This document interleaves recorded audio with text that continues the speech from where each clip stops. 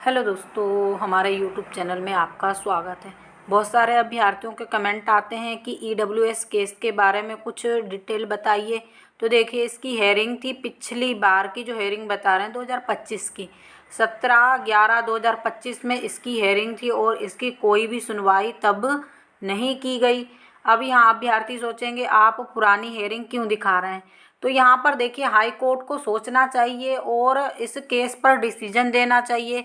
इस केस को इतना खींचा जा रहा है 1.5 वर्ष पहले, बल्कि इस पर फैसला आ जाना था, क्योंकि इसी की वजह से फर्स्ट काउंसलिंग रुकी हुई थी, तो काउंसलिंग नहीं हो पाई। लेकिन सरकार ने वहाँ पर, आप सभी को मालूम है, स्टे लेकर और फर्स्ट काउंसलिंग करवा दी। अब लेकिन यहाँ पर जो अभ्यर्थी इस केस से जुड़े हैं उनको भी नियुक्ति देना चाहिए। देखिए, यहाँ पर सरकार बोलती है कि हमारे पास पद नहीं है, और हाई कोर्ट ने कई बार उनसे लिस्टें मंगवाई कि अभी आपने कितने अभ्यर्थियों को ज्वाइनिंग दी।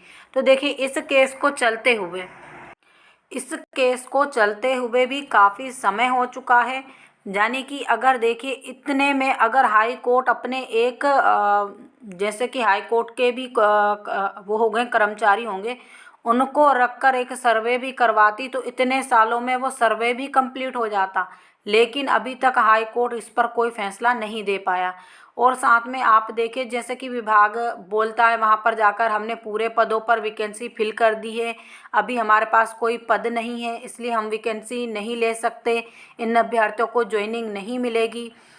तो हाई कोर्ट ने अगर लिस्ट मंगवाई तो लिस्ट में अभ्यर्थियों के नाम होंगे, एड्रेस होगा, उन्हें किस स्कूल में ज्वाइनिंग मिली है, कहाँ पर नाम रिपीट हुए, ये सभी चीज़ें उसमें आ जाएंगी। वो अगर लिस्ट को ठीक से देखा जाए, हाई कोर्ट में इतने कर्मचारी होते हैं, अगर वो पूरा लिस्ट को एक एक नाम सही से और कब किसको ज्वाइनिंग मिली सेटिंग करके जमा दे, तो हाई कोर्ट को इस पर निर्णय लेने में कोई टाइम नहीं लगेगा, कोई 1-2 साल नहीं लगेंगे, बल्कि 15-20 दिन का काम है। अगर हाई कोर्ट खुद उन लिस्टों को भी, मतलब उनके कर्मचारी खुद भी उन लिस्टों को ठीक ठाक देख लें और नाम की सेटिंग कर दें, तो पता लग जाएगा कितने पद खाली हैं और कितने भर लिए गए हैं और इस मामले में क्या होना चाहिए। लेकिन यहाँ पर हाई कोर्ट भी अभ्यर्थियों के साथ खिलवाड़ कर रहा है। आप चाहे सेकंड काउंसलिंग के मामले में देखिए, हेयरिंग पर हेयरिंग, अब ईडब्ल्यूएस केस के मामले में देखिए 12/2/2026 को इसकी इसी मंथ में नेक्स्ट हेयरिंग है।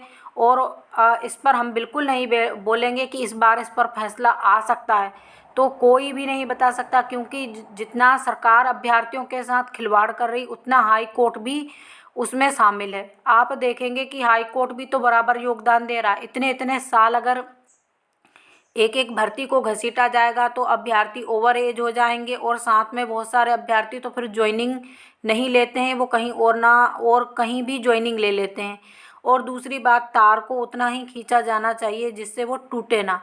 तो ये हाई कोर्ट के जस्टिस जो है, इतने पढ़ लिख कर इतने समझदार होते हैं, लेकिन उन्हें ये समझना चाहिए कि एक अभ्यर्थी जो बेरोज़गार है, उसे पेमेंट का भरोसा रहता है अगर उसकी सर्विस लगती है, अगर उसे नौकरी ही नहीं मिलेगी तो वो खाएगा क्या, याचिका का क्या करेगा।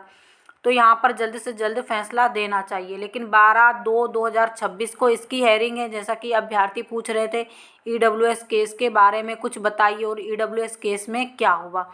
तो इसी प्रकार की जानकारी के लिए आप हमसे जुड़े रहिए। जो लोग हमारे चैनल पर पहली बार विजिट कर रहे हैं, प्लीज़ चैनल को सब्सक्राइब कर लीजिए, वीडियो को अधिक से अधिक लाइक कीजिए, शेयर कीजिए। Thank you.